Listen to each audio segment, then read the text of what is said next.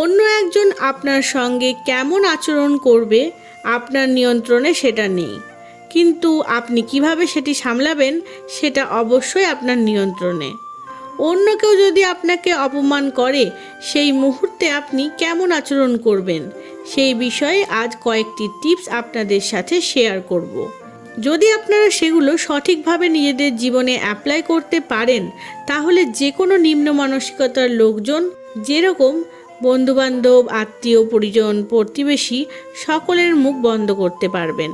তবে ভিডিও শুরু করার আগে আপনাদের ধন্যবাদ জানাই যারা আমার চ্যানেলে আছেন বা যারা আমার ভিডিওগুলো দেখে আমাকে সহযোগিতা করেন। আপনাদের জন্যই আমার জয়েন বাটন এবং থ্যাঙ্কস বাটন অন হয়ে গেছে। এইভাবে আপনাদের সহযোগিতা পেলে তবেই আমার চ্যানেল মনিটাইজ করা সম্ভব হবে। কাজেই সাথে থাকুন এবং আমাকে সহযোগিতা করতে থাকুন। ধন্যবাদ। তাহলে চলুন দেরি না করে শুরু করি।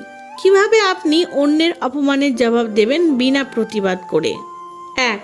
শান্ত থাকুন। মনে রাখবেন, উত্তেজনা কোনো সমাধান নয়। শান্ত থাকাটা কঠিন কিন্তু অসম্ভব নয়। আপনি যদি শান্ত না থাকেন তাহলে আপনার আর অপর পক্ষের ভেতরে কি পার্থক্য থাকলো? মাথা ঠান্ডা রাখুন। বিশ্বাস করুন, এর ফল আপনি পাবেন। সব সময় মনে রাখবেন, আপনার সঙ্গে যে বা যারা খারাপ ব্যবহার করেছে সমস্যাটা তার, আপনার নয়। এজন্য নিজেকে কষ্ট দেবেন না। 2. মনে রাখবেন, কেউ আপনার সাথে তখনই খারাপ ব্যবহার করে যখন সে চায় আপনাকে তার মতো পরিচালনা করতে, কিন্তু ব্যর্থ হয়।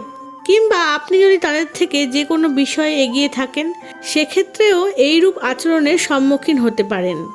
অথবা এমনও দেখা যায়, আপনি যদি কোনো কারণে তাদের খারাপ আচরণ বা অন্যায়ের প্রতিবাদ করেন তাহলেও আপনি তাদের চোখের বিষ হয়ে যাবেন। 3. যিনি আপনাকে কটূক্তি করেছেন, আপনার সঙ্গে খারাপ ব্যবহার করেছেন, সমস্যাটা তার। কেউ খারাপ ব্যবহার করলে সেখানে আপনার কোনো হাত নেই। এর দায় একান্তই অন্য পক্ষের। তাই কথাগুলো ব্যক্তিগতভাবে নেবেন না। কোন কথা কিভাবে মূল্যায়ন করবেন নির্ভর করে ওই ব্যক্তিকে, তিনি কি পরিস্থিতিতে কথাগুলো বলেছেন আর কোন উদ্দেশ্যে বলেছেন, এই 3 প্রশ্নের উত্তরের ওপর। 4. অপরপক্ষ যাই বলুক না কেন ইতিবাচকতা থেকে পিছু হটবেন না। কোনো কিছু নিয়ে অনুশোচনা করবেন না।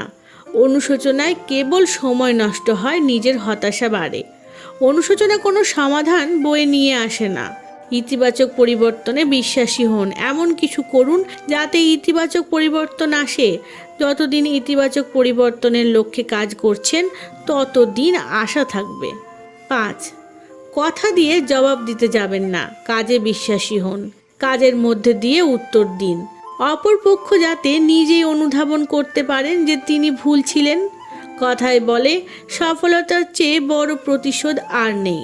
আপনি প্রতিশোধ নেওয়ার উদ্দেশ্যে সফলতার পেছনে ছুটবেন, বিষয়টা এমন নয়। বরং আপনি যদি সফল হন সেটা তাদের জন্য একটা বার্তা হিসেবে পৌঁছাবে যে তারা ভুল ছিলেন। 6.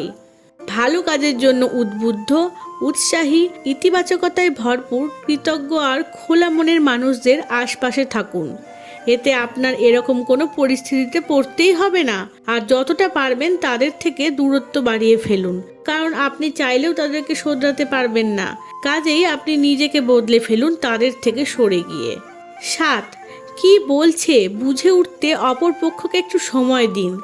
একটা সম্ভাবনা থাকে যে তিনি তার ভুল নিজে নিজেই অনুধাবন করবেন। আসলে বলে, বোবার কোনো শত্রু হয় না। চুপ থেকে তার অপমানের জবাব দিতে পারেন। এতে একটা সময় সে হয়তো তার ভুল বুঝতে পারবে। 8. একান্তই যদি নিজের রাগ নিয়ন্ত্রণ করতে না পারেন তাহলে ওই স্থান পরিত্যাগ করুন। হাঁটুন, দৌড়ান, অন্য কারোর সঙ্গে কথা বলুন। এমন কিছু করুন যাতে আপনার মন তাদের উপর থেকে সরে আসে। এতে আপনার রাগ নিয়ন্ত্রণ করা সহজ হবে। সর্বোপরি নিজের মনকে শান্ত রেখে সিদ্ধান্ত নেন কি করলে আপনি ভালো থাকবেন। কারণ যে যাই উপদেশ দেখ না কেন, সবশেষ সিদ্ধান্তটা আপনাকেই নিতে হবে। জীবন আপনার, কাজেই সিদ্ধান্তটাও আপনারই হওয়া উচিত। ধন্যবাদ।